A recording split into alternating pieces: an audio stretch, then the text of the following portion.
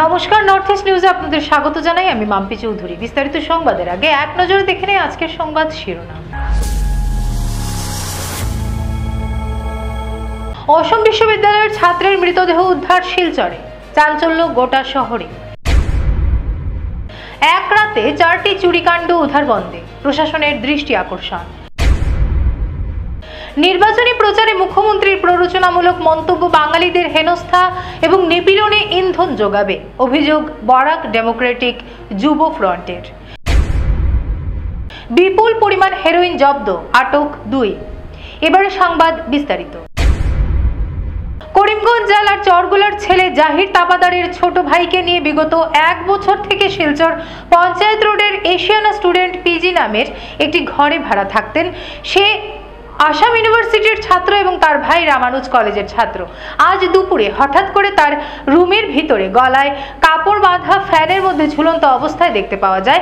তখন বাড়ির মালিক রাগেরখালি থানা এবং জাহিরের বাড়িতে খবর দিলে খবর পেয়ে রাগেরখালি পুলিশ ঘটনাস্থলে পৌঁছে এবং তার বাড়ির লোকজনও এসে পৌঁছান। সংবাদ মাধ্যমের কাছে তার পরিবারের লোকেরা বলেন, যেভাবে বিছানায় পা লাগানো অবস্থায় তাকে পাওয়া গেছে, এই হিসেবে এটা আত্মহত্যা বলে মনে হচ্ছে না। নিশ্চয়ই কেউ তাকে হত্যা করে এভাবে ঝুলিয়ে রেখেছে। তবে মৃতদেহটি যখন পুলিশ মেডিকেল কলেজে নিয়ে যাচ্ছে, তাহলে ময়নাতদন্তের পর আসল ঘটনাটি কি নিশ্চয়ই বেরিয়ে আসবে। নর্থ ইস্ট নিউজের ব্যুরো প্রধান শ্রীবাস দাসের প্রতিবেদন।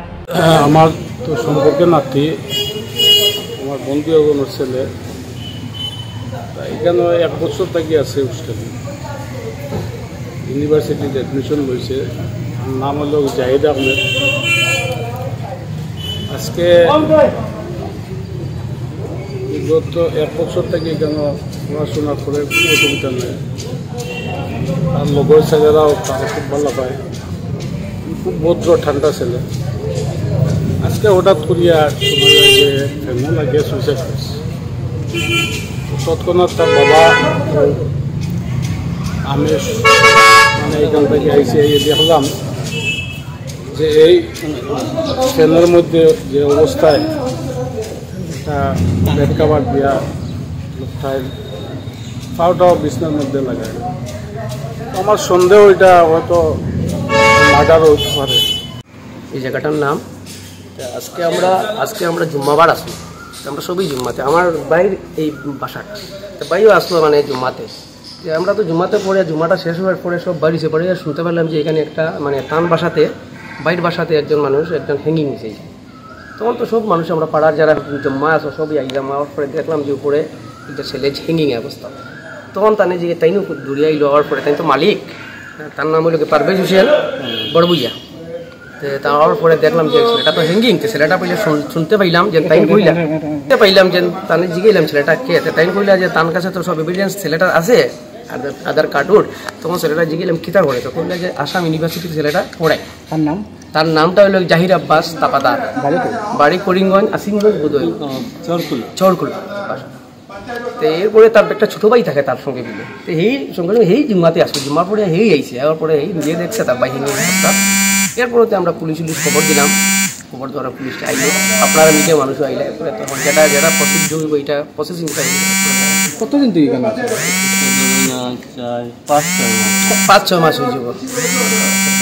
কি কারণে এটা তো কেউ আমরা বলার মতো কিছু নাই। এটা স্টুডেন্ট মানুষ, এটা তো আর বলার মতো কিছু নাই। উধারবন্দের ঠালিগ্রাম এলাকার প্রয়াত অসিত রায়ের বাড়িতে 6 জনের একদল ডাকাত দরজা ভেঙে ঘরের ভিতরে ঢুকে তাণ্ডব চালায়। প্রথমে তারা অসিত রায়ের বড় ছেলে অভিজিৎ রায় ও তার স্ত্রী সুপর্ণা রায়কে ঘুম থেকে তুলে হাত ও মুখ বেঁধে ফেলে এবং ঘরের ভিতরে থাকা আলমারি সহ আসবাবপত্র ভেঙে কিছু সোনার অলংকার সহ প্রায় 25,000 টাকা হাতিয়ে নেয়। খবর পাওয়া মাত্র উধারবন্দ পুলিশ ঘটনাস্থলে উপস্থিত হয়ে তদন্ত শুরু করেছে, তবে কাউকে গ্রেফতারের কোনো খবর পাওয়া যায়নি।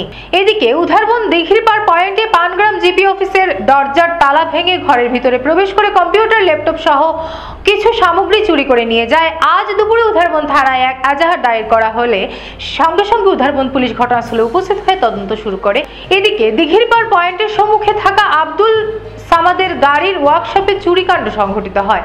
ঠিক জিপি অফিসের মতোই ঘরের দরজার তালা ভেঙে ওয়ার্কশপে প্রবেশ করে এবং বহু প্রয়োজনীয় জিনিসপত্র হাতিয়ে নিয়ে যায় এবং ওয়ার্কশপের বাইরে থাকা AS11CC 5433 নম্বরের একটি ট্রাকের ভেতরে হানা দেয়। এই চোরের দল। গাড়ির ভেতর থেকে ব্যাটারি, সেলফ ডায়নামা, গাড়ির ট্যাঙ্কিতে থাকা ডিজেল পর্যন্ত নিয়ে যায় এই চোরের দল।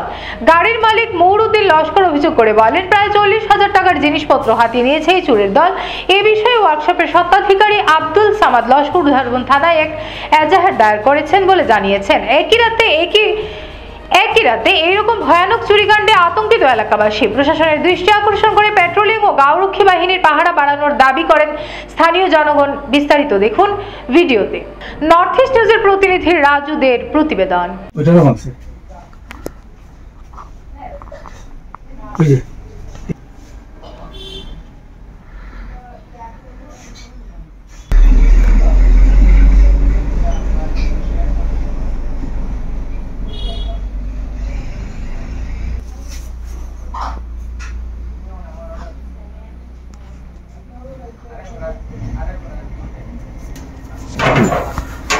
সব পুরানা কাপড় উপর আসছিল। বাবা মারা যাওয়ার পরে বাবারই আলমারিটা আসছিল, তার কাপড় চোপড় এটা রাখি দিছিলাম আর স্মৃতি হিসাবে। সব খালাই আনছি।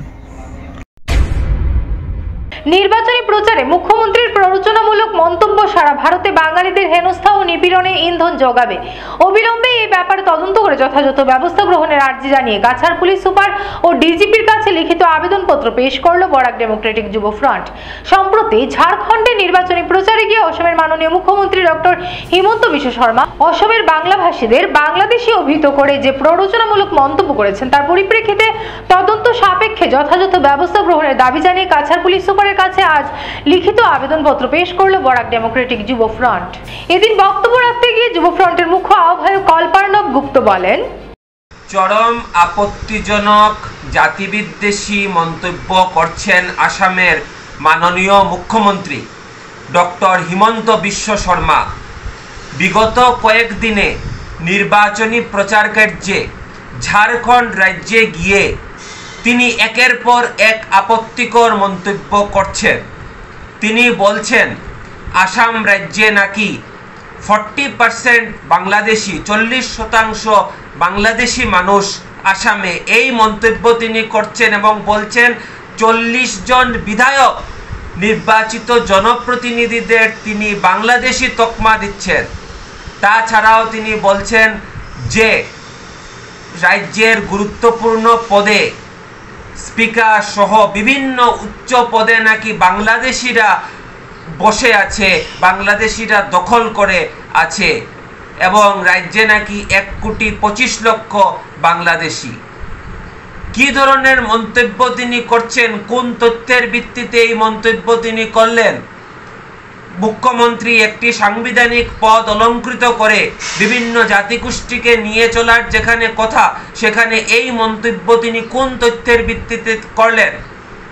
আপনারা হয়তো জানেন যে এনআরসি প্রক্রিয়ার মাধ্যমে যে বিদেশি শনাক্তকরণের যে প্রক্রিয়া, সেটার চূড়ান্ত তালিকা দেওয়া হয়েছিল 2019-এর 31 আগস্ট।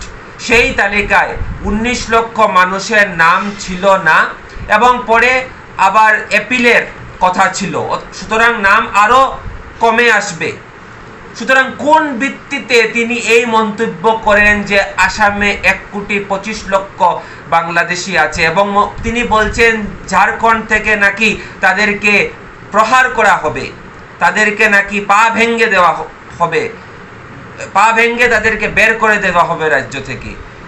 এই মন্তব্য করে তিনি ঝাড়খণ্ড তথা ভারতবর্ষের সমস্ত মানুষকে বাঙালি মাত্রেই বাংলাদেশি বলে বাঙালি বিতরণের এক মহাযজ্ঞ শুরু করার চেষ্টা করছেন।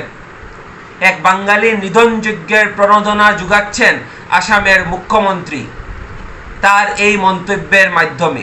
সুতরাং আমরা জেলা পুলিশ সুপারের দৃষ্টি আকর্ষণ করছি বরাক ডেমোক্রেটিক ইউথ ফ্রন্টের পক্ষ থেকে যে অবিলম্বেই যেন তার বিরুদ্ধে আইনি ব্যবস্থা নেওয়া হয়। এই ধরনের মন্তব্য আমরা কোনোভাবেই মেনে নিতে পারি না। নর্থ ইস্ট নিউজের বিশেষ প্রতিনিধি সুরজিৎ চক্রবর্তীর প্রতিবেদন। কাছাড় পুলিশের ড্রাগস বিরোধী অভিযান অব্যাহত। ড্রাগস বিরোধী অভিযানে নেমে কাছাড় পুলিশের একের পর এক সাফল্য অর্জন করতে সক্ষম হয়। বৃহস্পতিবার রাতে গোপন সূত্রের খবরের ভিত্তিতে কাছাড় পুলিশ ড্রাগস বিরোধী অভিযানে নেমে শিলচর তারাপুর রেল স্টেশন এলাকা থেকে এমডি আলী ও রশিদুল রহমান নামের দুইজন ড্রাগস ব্যবসায়ীদের আটক করেন এবং তাদের কাছ থেকে 10টি সাবানের বাক্স থেকে 128 গ্রাম হেরোইন জব্দ করতে সক্ষম হয় পুলিশ। জব্দকৃত হেরোইনের বাজার মূল্য কয়েক লক্ষাধিক টাকা হবে বলে জানা যায়। নর্থ ইস্ট নিউজের বিশেষ প্রতিনিধি সুরজিৎ চক্রবর্তীর প্রতিবেদন। শুক্রবার শিলচর লোকসভা সমষ্টির বিজেপি সাংসদ প্রার্থী তথা মন্ত্রী পরিমল শুক্লবৈদ্যের উপস্থিতিতে কাটিগড়া বিধানসভা সমষ্টির কাটিগড়া মণ্ডল এবং সোনাই সমষ্টির রামনগর মণ্ডলে বিশেষ সাংগঠনিক সভার আয়োজন করা হয়। সভায় মণ্ডল কমিটির পদাধিকারী সহ সদস্যরা, মোর্চা কমিটির সদস্যরা, প্রাক্তন পঞ্চায়েত প্রতিনিধি, শক্তি কেন্দ্র ইনচার্জ, বুথ সভাপতি সহ অন্যান্য বরিষ্ঠ কার্যকর্তারা উপস্থিত ছিলেন। এদিন প্রথমে কাটিগড়া মণ্ডলে মন্ত্রী সভায় উপস্থিত থেকে দলীয় কার্যকর্তাদের কৃতজ্ঞতা ও ধন্যবাদ জ্ঞাপন করেন। তারপর রামনগর মণ্ডলের সাংগঠনিক সভায় মন্ত্রী অংশগ্রহণ করেন। এদিনের সভায় পৃথকভাবে উপস্থিত ছিলেন কাছাড় জেলা বিজেপির সভাপতি বিমলেন্দু রায়, কাটিগড়া বিধানসভা সমষ্টির প্রাক্তন বিধায়ক অমরচাঁদ জৈন, কাটিগড়া মণ্ডল বিজেপির সভাপতি বিশালাক্ষ দেব, কাটিগড়া বিধানসভা সমষ্টির ইনচার্জ সুখেন্দু কর, রামনগর মণ্ডলের সভাপতি লইয়া সিং সহ মণ্ডল কমিটির সদস্যা, মোর্চা সভাপতি, শক্তি কেন্দ্র ইনচার্জ, বুথ সভাপতি সহ অন্যান্য বরিষ্ঠ কার্যকর্তারা। হিফজুর রহমান বড়ভূইয়ার প্রতিবেদন। বা মন্ডলের পক্ষ থেকে, জেলার পক্ষ থেকে অনেকেই নির্বাচনের দিনে এই অঞ্চলে বিভিন্নভাবে আমরা লক্ষ্য রেখেছি। আর তাতে একটা জিনিস প্রতীয়মান হয়েছে, প্রত্যক্ষ করেছি আমরা, যে প্রত্যেক স্তরে যারা আমরা কাজ করি, মন্ডল বলে বা বুথ বলে, আমরা বড় প্রাণ ঢেলে, আমরা মনে প্রাণে, আমরা চিন্তা চেতনায়, আমরা ভারতীয় জনতা পার্টির আহ্বানে রাষ্ট্র উন্নয়ন করবে, রাষ্ট্র নির্মাণের জন্য আমরা আমাদেরকে সমর্পিত করেছি। এই ক্ষেত্রে সমস্ত দল, আমি তো প্রার্থী, স্বাভাবিকভাবেই আমি থাকব, কিন্তু দল আপনাদের কাছে কাছাড় জেলা বা মন্ডল আপনাদের প্রত্যেকের কাছে শ্রদ্ধা জানাতে এসেছে। আমাদের প্রত্যেকের হয়ে আমি প্রার্থী হিসেবে আপনাদের প্রত্যেককে আমাদের শ্রদ্ধা। সংবাদ শেষ করার আগে আরো একবার দেখে নিই আজকের সংবাদ শিরোনাম। অসম বিশ্ববিদ্যালয়ের ছাত্রের মৃতদেহ উদ্ধার শিলচরে, চাঞ্চল্য গোটা শহরে। এক রাতে 4টি চুরিকাণ্ড উদ্ধার বন্ধে, প্রশাসনের দৃষ্টি আকর্ষণ। নির্বাচনী প্রচারে মুখ্যমন্ত্রীর প্ররোচনামূলক মন্তব্য বাঙালিদের হেনস্থা এবং নিপীড়নে ইন্ধন যোগাবে, অভিযোগ বরাক ডেমোক্রেটিক যুব ফ্রন্টের। বিপুল পরিমাণ হেরোইন জব্দ, আটক 2। ভারতের উত্তর পূর্বাঞ্চলের পাশাপাশি অন্যান্য স্থানের খবর দ্রুত পাওয়ার জন্য দেখতে থাকুন নর্থ ইস্ট নিউজ। ধন্যবাদ।